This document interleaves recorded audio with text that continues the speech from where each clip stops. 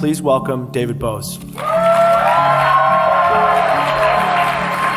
was a young libertarian, I could never have imagined libertarian conferences in Sofia and Nigeria and Ukraine. That's amazing. I look out at you folks and I think, when I was your age, I was worried about being drafted and sent off to Vietnam. You're not worrying about that. That is a huge increase in freedom. Libertarians have a record to be proud of. We have been fighting ignorance, superstition, privilege, and power for many centuries. And it is to those ideas and that struggle that we owe the best parts of our civilization. And if you were king at the Cato Institute, what laws would you repeal? Well, if I were king, first I would repeal the law that made me king, because liberty is what happens when you let people alone. If you leave people alone to make their own decisions, liberty and civil society and economic growth flourish. So I'm wondering what you think it is about these ideas that are bringing together people from all over the world. People everywhere just want to be free.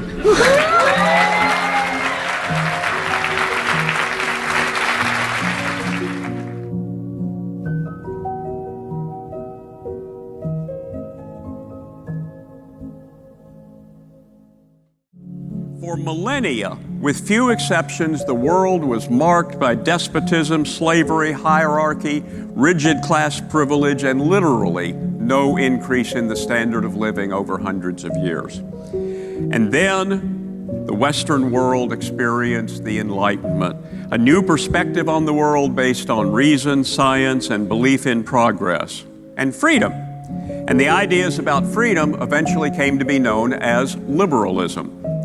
Human rights, markets, property rights, religious toleration, the value of commerce, the dignity of the individual, life, liberty, and the pursuit of happiness, peace, human flourishing. More and more of the world is respecting equal rights for people, regardless of color, gender, religion, sexuality, or language. And it was our liberal ideas that brought that about, and we should take pride in that. But our job is not done. We face the rise of illiberalism on both left and right in the United States and around the world. Liberalism is a universal creed. We believe that all people are endowed with inalienable rights, that among these are life, liberty, and the pursuit of happiness, not just some people. And that idea is incompatible with political ideas based on blood and soil or treating people differently because of race or religion.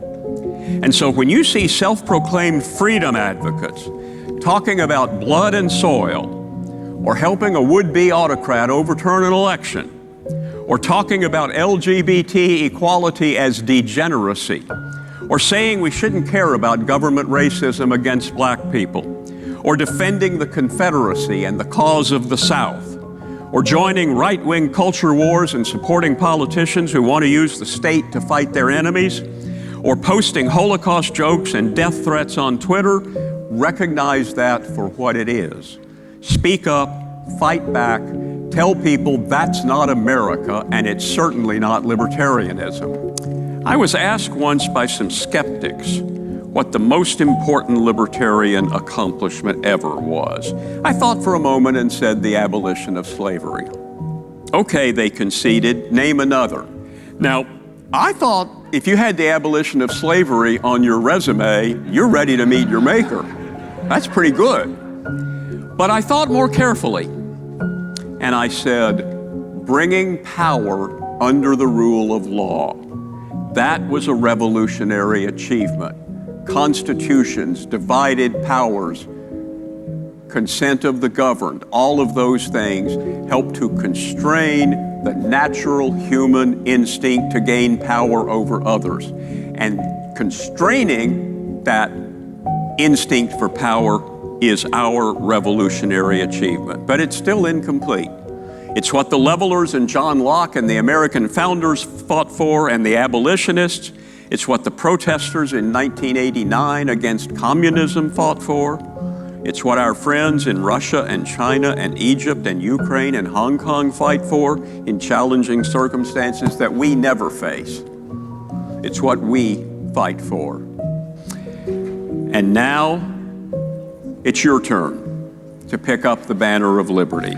Don't let it go. Fight illiberalism and authoritarianism wherever you find it. Extend liberty to more parts of the world and more parts of life, and make the 21st century the most liberal century yet. Thank you very much, and good luck.